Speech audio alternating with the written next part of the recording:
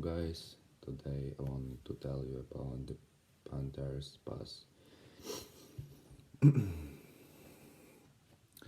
Ghost sightings are becoming increasingly common in southwest Florida.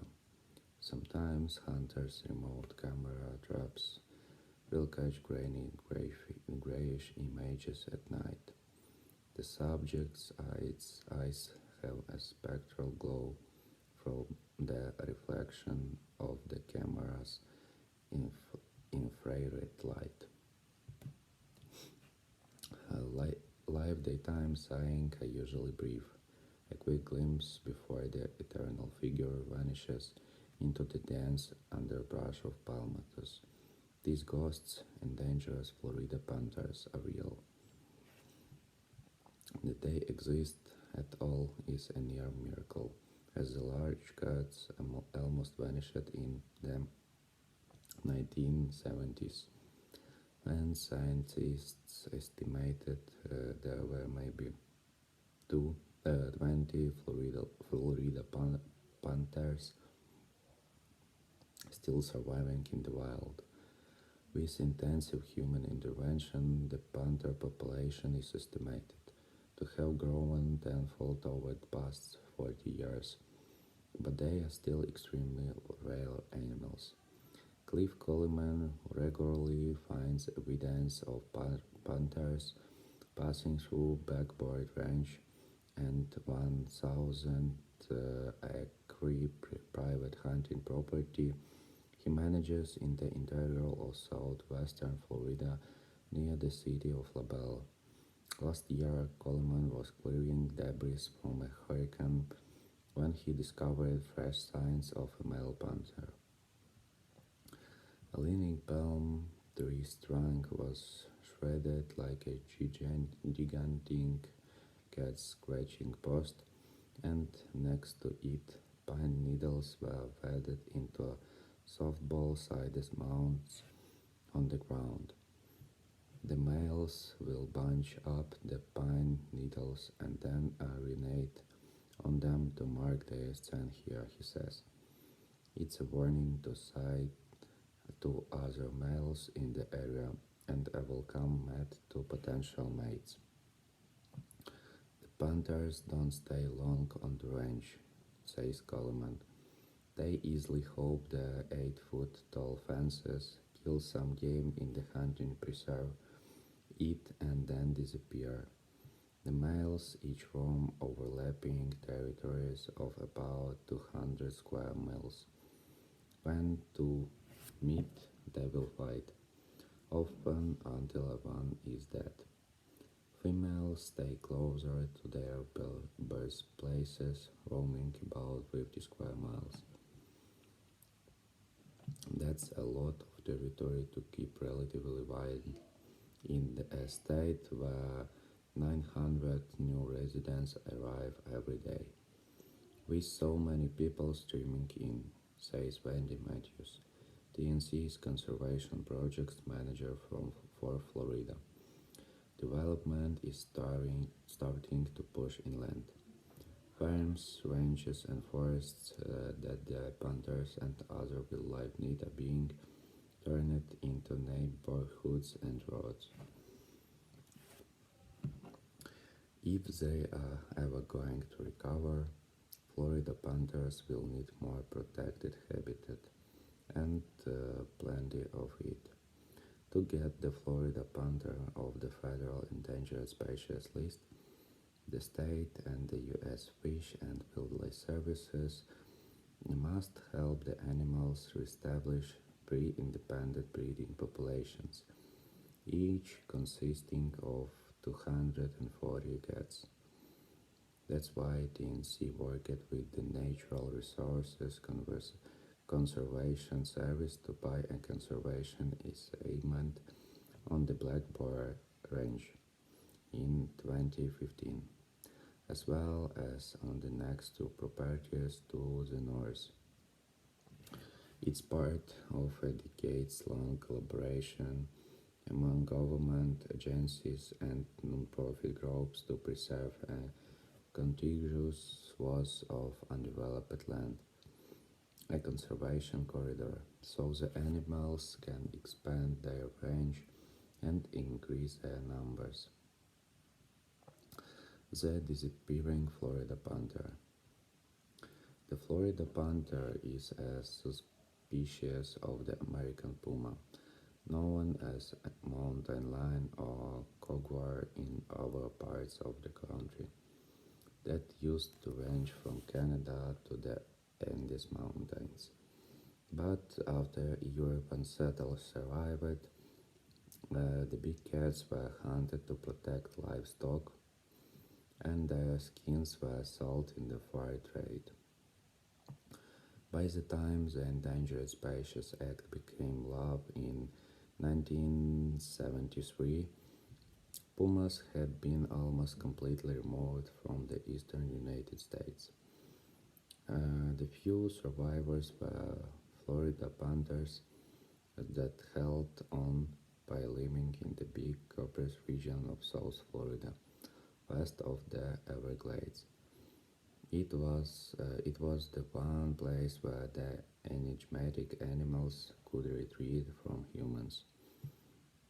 The Florida panther became one of the first animals put on the federal endangered species list. The listing pushed the Florida Fish and Wildlife Conservation Commission and FEBC to restore the population. Early efforts started in the 1970s with taking and collecting blood samples from the remaining Florida panthers. Later, radio collars were used to track their movements. Biologists started investigating sightings and partner deaths. By the time Daryl Land began working for the Florida Fish and Wildlife Conservation Commission as a partner researcher in 1985, scientists were starting to understand two important facts about these animals. Each Florida panther roamed an extremely large range, and the population's gene pool had become dangerously shallow. Some genetic studies suggest that the population may have dipped down to just three females. By the mid 1980s, Land says the population estimates were hanging around 20 to 30 animals in the wild. Many were the product of inbreeding, and some males were incapable of reproducing. In 1995, 8 female pumas from Texas were treated with radio collars and temporarily released. They were later recaptured into southwest Florida to mimic the historic gene flow between the various species. The efforts paid off. By 2007, the number of Florida panthers climbed to roughly 100, according to the FEVC, and today's number is twice that. Florida panthers have begun expanding their range well beyond the Everglades. Researchers mostly measure that species' functional area by tracking where the breeding females live. A male can go off and disappear into the landscape, but he isn't going to produce any kittens on his own, notes Land. Year after year, the female panthers keep pushing the species' breeding range further up the map. We are seeing them repopulate in places where they used to live before, says Land. He can pull up maps on his computer that pinpoint every reported Florida panther sighting since 1970s, as well as reported deaths. Incident its incidents when panthers killed pets or livestock, and records of reported births. Taken together, these maps tell a story of the animals gradually moving out of the parks and wildlife management zones near the Everglades and encountering their human neighbors. When we started this, we thought they needed land that was far removed from people, says Land. But the Florida Panthers' adaptability has impressed him. They survive and hunt in forests, industrial scale farms, and even venture into neighborhoods. That's where we are now. We are watching these human and panther interactions and learning how to manage those situations. Those interactions often don't end well for the panthers. In 2018, 30 panthers were reported dead. 26 of them were hit by vehicles. Where can panthers go? As the Florida panther population grows, many of the cats have roamed west only to die as they try to live amid the busy roads around the city of Naples. The animals fare better when they move north through undeveloped land, but what used to be mostly cattle farms grows and wild land in the 1970s is changing over to rural subdivisions, retirement communities, and RV parks. During Florida's real estate boom in the early 2000s, land was selling fast. The state, the BBC, and independent conservation groups started looking strategically at the landscape and identifying which tracts of land, if protected, could provide contiguous habitats that favor the Florida panther.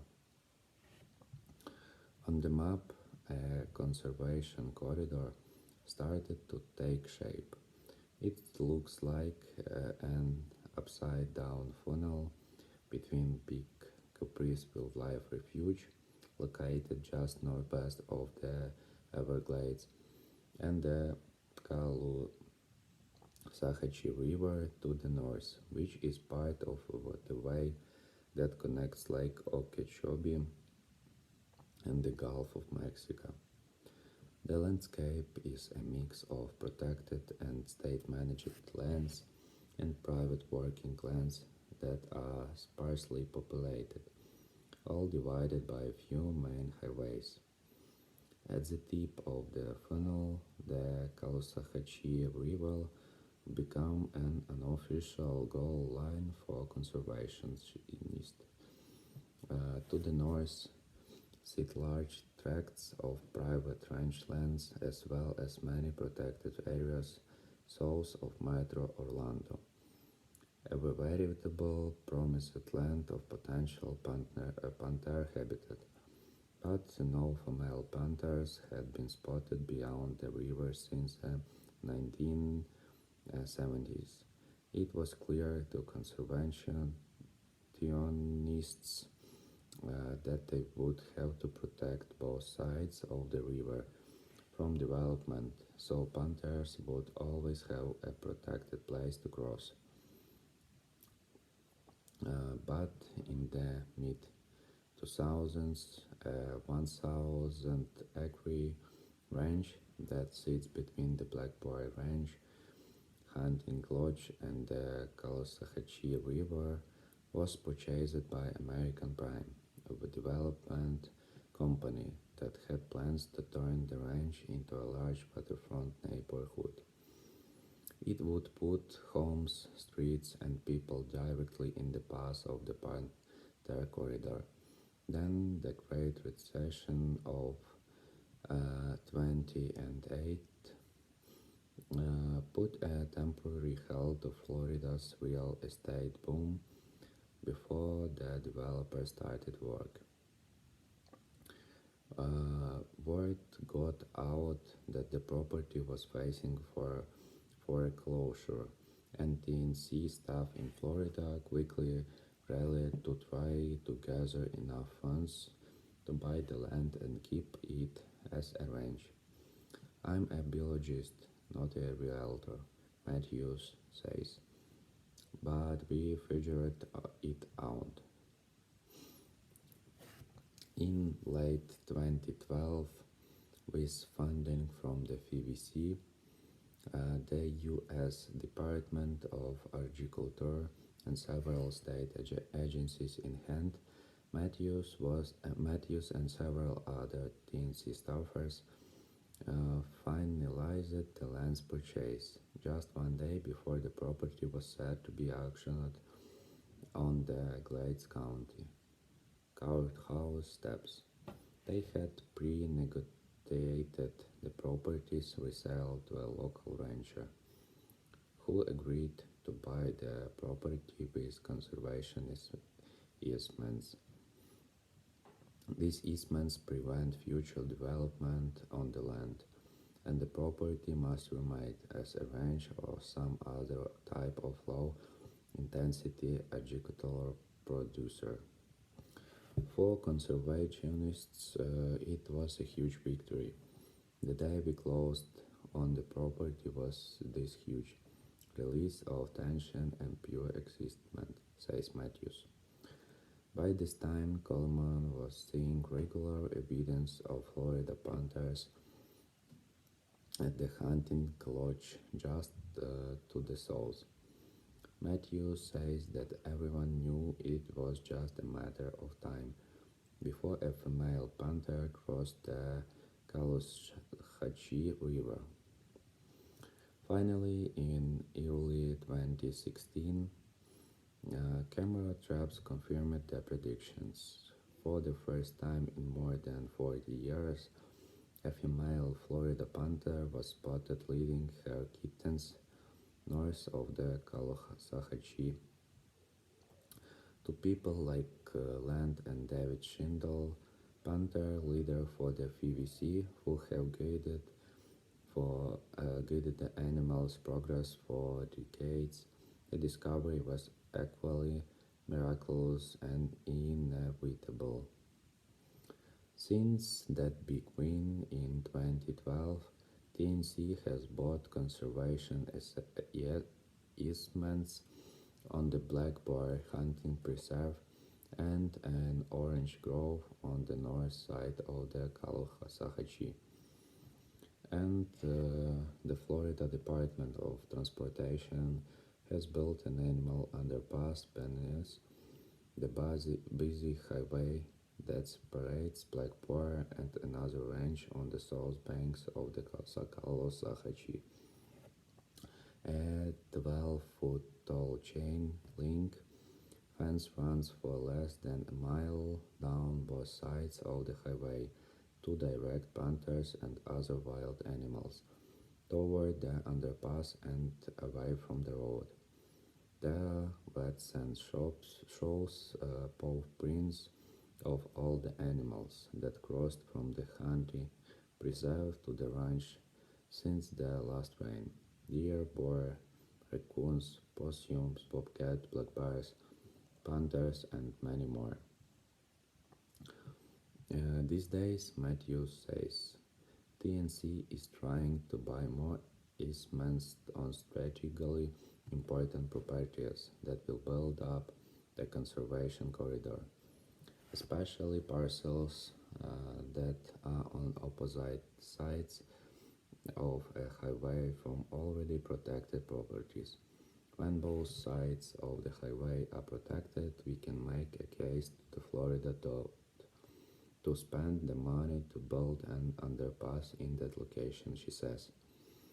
The underpasses are becoming a more common sight in southwest Florida, a visible sign that Floridians are learning how to live with their native panther.